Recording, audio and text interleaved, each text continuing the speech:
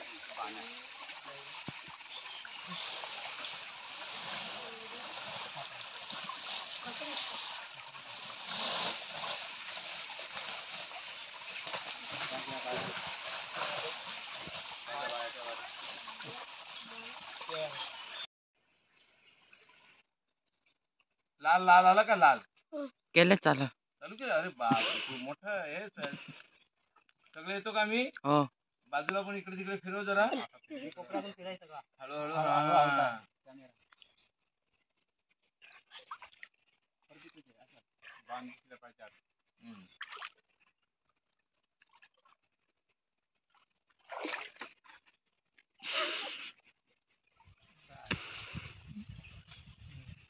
झाला किती यार बस।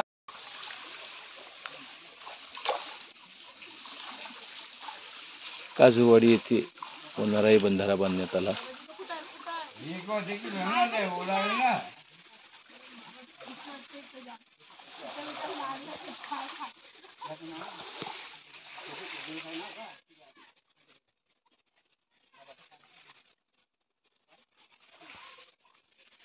जवळजवळ 100 मीटर पर्यंतचा